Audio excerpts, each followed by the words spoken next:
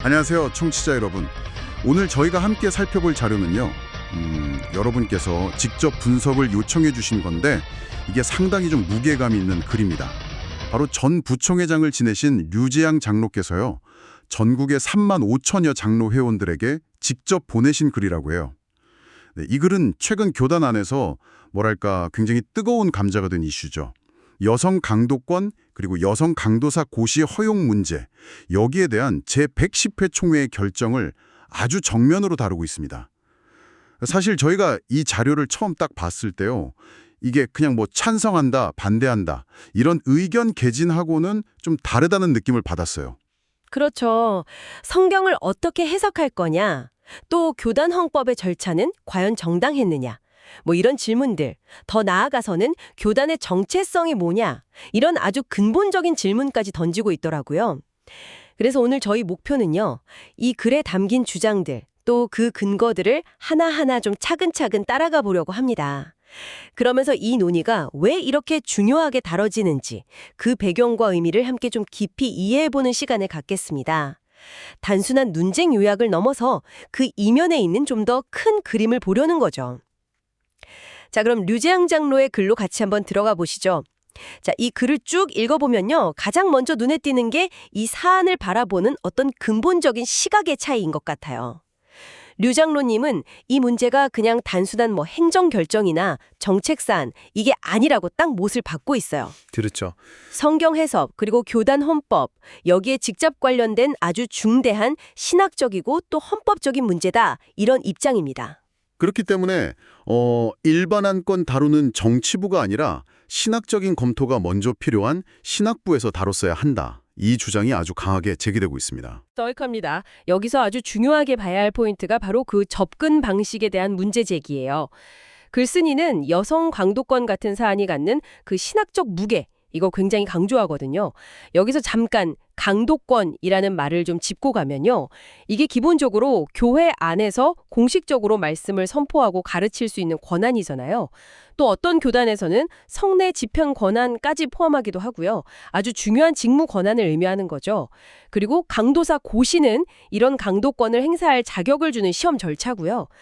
그런데 이렇게 중대한 사안을 마치 그냥 일반 안건 처리하듯이 충분한 신학적 논의나 어떤 합의 과정 없이 총회석상에서 그냥 허락이요, 이런 식으로, 네, 이런 구두 동의 방식으로 처리하려고 했던 점, 그 자체를 아주 심각한 문제로 보고 있는 겁니다.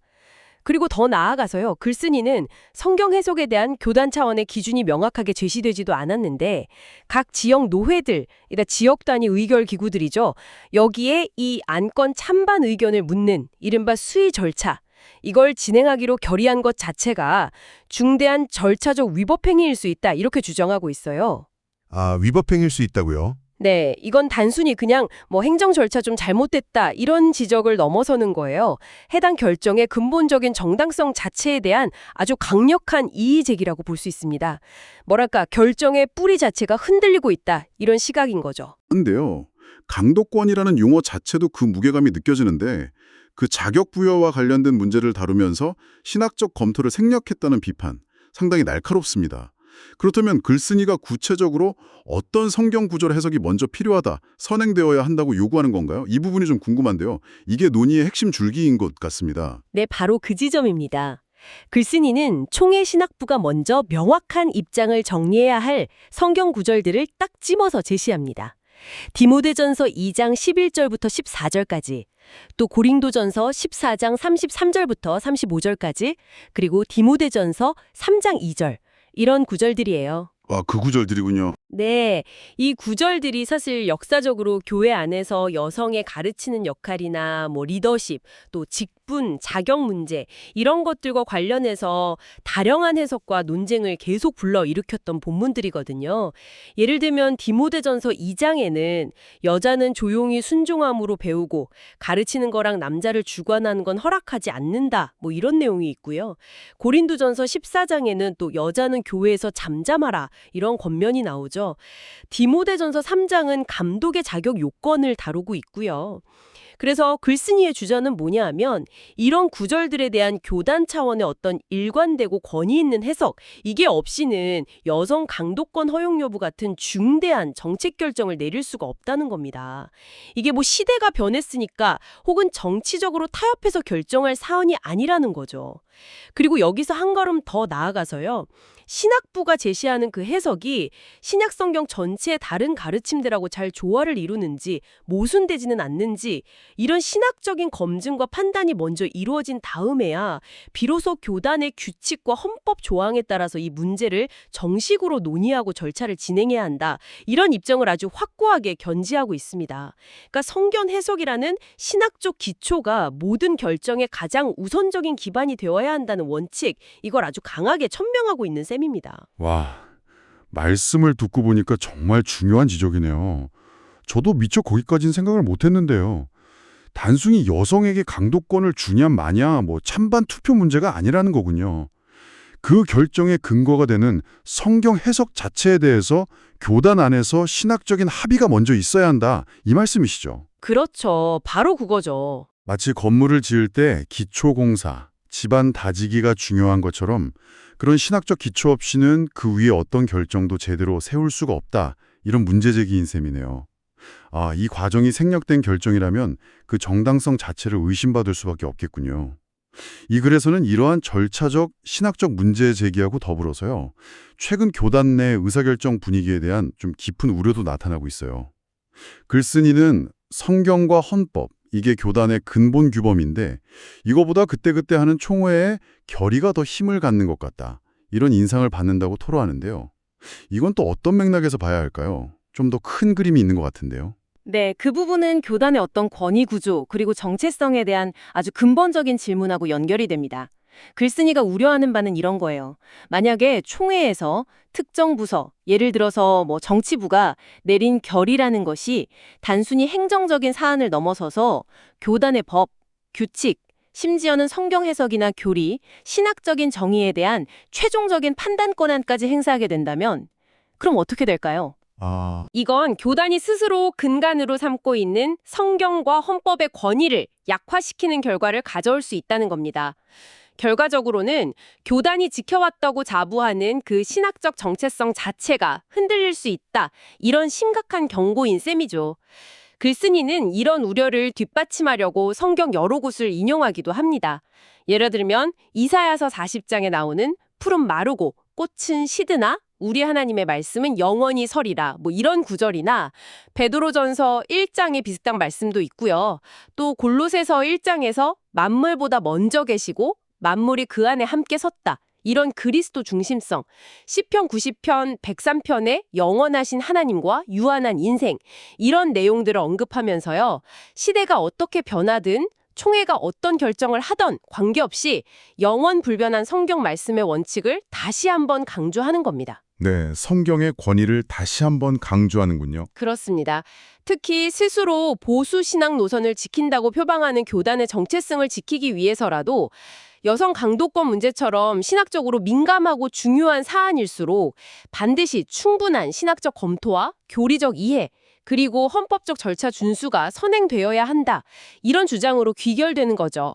진례 총회의 결의가 성경과 헌법 위에 군림해서는 안 된다, 이런 강력한 외침으로 볼 수 있습니다. 야, 이거 교단의 정체성 문제까지 직결된다고 보니까 정말 심각한 문제 제기네요. 총회의 결정이라는 게 물론 그 교단 운영에 중요하겠지만 그게 교단의 뿌리이자 근간인 성경과 헌법 정신을 거스를 수 있다는 우려는 정말 무겁게 들립니다. 그렇다면 글쓴이는 구체적으로 제110회 총회 그 정치부의 결정 과정에 대해서는 어떤 비판들을 하고 있나요? 이 부분도 상당히 날카롭게 지적하는 것 같아요. 맞습니다. 글쓴이는 제110회 총회 정치부의 결정 과정에 대해서 상당히 구체적이고 조목조목 비판을 가하고 있습니다. 첫째는 앞서 계속 나왔던 얘기죠. 이 사안의 핵심인 신학적 문제를 제대로 다루지 않고 그냥 도외시했다는 점. 둘째는 교단 헌법과 규칙이 정한 절차, 특히 이 사안의 성격상 반드시 거쳤어야 할 신학부의 검토나 의견 제시 과정, 이걸 그냥 건너뛰고 무시했다는 점을 지적하고요. 절차를 무시했다. 네. 그리고 셋째는 교단 내의 다양한 목소리를 듣고 좀 깊이 생각해야 할 중대한 사안인데도 불구하고 충분한 공론화 과정이나 반대 의견을 포함한 심도 있는 토론 없이 그냥 소수의 주도로 결의를 밀어붙였다. 이 점을 비판합니다. 심지어 독단적이라는 표현까지 쓰면서 아주 강한 불만을 드러내고 있어요. 그리고 여기서 더 나아가서 글쓴이는 정말 좀 충격적인 주장까지 하는데요. 이 여성 강도권 및 여성 강도사 고시 문제를 통과시키려고 이미 교단의 근간 법률인 성문헌법 있잖아요. 그 헌법에 무려 16곳을 무리하게 수정했다는 겁니다. 16곳이요. 네. 그러면서도 그 과정에서 필수적인 토론이나 반대 의견 수렴 절차를 전혀 거치지 않았다고 주장해요. 만약에 이 주장이 사실이라면 이건 정말 단순히 의견이 다르다거나 해석이 다르다는 차원을 넘어서는 문제죠. 교단 최고 의사결정 과정의 어떤 민주성, 합리성, 그리고 절차적 정당성 자체에 대한 심각한 훼손을 의미할 수도 있는 겁니다. 헌법 16콜스를 추정하면서 토론이나 반대 의견 수렴이 없었다. 이건 정말 놀라운데요. 그게 사실이면 말씀하신 대로 절차적 정당성에 정말 큰 문제가 아닐 수 없습니다. 비유하자면 법률 개정안을 본회의 심의도 없이 통과시킨 격이랄까요? 그러면 이제 이 문제는 어떻게 전개가 될 걸로 보이나요? 글쓴이가 제시하는 향후 과제랄까? 방향 같은 게 있을까요? 네, 글쓴이의 설명에 따르면요. 이제 공은 제110회 총회의 결정을 각 지역 노회에서 최종적으로 인중하는 단계, 이른바 수의 절차로 넘어갔습니다. 쉽게 말하면 전국에 흩어져 있는 각 지역 노회의 대표들, 즉 총대들이 총회에서 내려온 이 결정안을 받아들일 거냐 말 거냐, 이걸 투표로 결정하게 되는 단계인 거죠. 아, 노회 투표로 넘어갔군요. 네. 글쓴이는 바로 이 지점에서 희망을 보면서 동시에 아주 강력한 행동을 촉구하고 있습니다. 교단의 개혁 의지가 있고 또 신학적인 분별력과 지혜를 갖춘 총대들, 그리고 뜻있는 신학자들, 현명한 장로님들이 이제 적극적으로 나서야 할 때다 이렇게 강조하고 있어요. 구체적인 행동 방향으로는요. 내년 봄에 각 지역 노회에서 이 수의가 진행될 때 제110회 총회에서 결의된 여성 강도권 및 여성 강도사 고시 관련 결정 사항에 대해서 명확하게 반대 의사를 표명해야 한다. 그리고 부결시켜야 한다고 주장합니다. 부결시켜야 한다. 네, 글쓴이는 이걸 통해서 성경과 헌법에 기초한 우리 총회를 지키고 살려내야 한다. 이렇게 표현을 하는데요. 이건 이 사안을 단순히 정책 하나 바꾸는 문제가 아니라 교단의 근본적인 정체성과 미래가 걸린 아주 중대한 갈림길로 인식하고 있다는 걸 분명하게 보여주는 대목입니다. 단순한 반대를 위한 반대가 아니라 교단의 근본 원칙과 질서를 지키기 위한 적극적인 행동을 촉구하는 메시지로 읽힙니다. 자, 오늘 저희는 류재양 장로의 글을 통해서요. 한 교단 안에서 지금 벌어지고 있는 여성 강도권 및 관련 사안을 둘러싼 논쟁의 한 중요한 단면을 좀 깊이 있게 들여다봤습니다. 이 글은 우리가 그냥 표면적으로 볼 수 있는 여성 역할에 찬성한다, 반대한다 이런 단순한 구도를 넘어서 있다는 걸 보여주네요. 어떤 중요한 결정을 내리는 과정에서의 절차적 공정성, 또 정당성 문제, 그리고 그 결정의 뿌리가 되는 성경 해석의 권위와 신학적 합의가 얼마나 중요한지, 그리고 궁극적으로는 교단 전체의 정체성, 이런 훨씬 더 깊고 복잡한 차원의 문제들이 어떻게 얽혀 있는지 이걸 아주 명확하게 보여준 것 같습니다. 네. 이 글은 우리에게, 그리고 특히 이 자료를 저희에게 보내주신 청취자분께 이런 질문을 던져보게 하는 것 같아요. 오랜 역사와 전통, 그리고 확립된 교리를 가진 어떤 조직이 있다고 할 때 그게 종교단체든 아니면 다른 형태의 기관이든 간에요.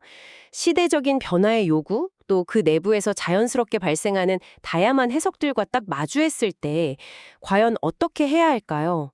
그 조직이 소중하게 지켜온 어떤 고유의 정체성, 이걸 유지하면서도 동시에 구성원들이 납득할 수 있는 합리적이고 공정한 의사결정 과정, 이걸 확보하기 위해서는 과연 어떤 지혜와 노력이 필요할까? 정말 어려운 질문이네요. 네, 그렇죠. 류재양 장로의 글은 바로 그 어렵고 복잡한 고민, 그 첨예한 갈등의 한 현장을 아주 생생하게 보여주고 있습니다. 오늘 저희가 함께 나눈 이야기들이 여러분 각자의 자리에서 이 문제를 혹은 비슷한 다른 문제들을 생각하고 또 탐구해 나가시는 데 있어서 작은 실마리나 어떤 생각의 조각이 될 수 있기를 바랍니다.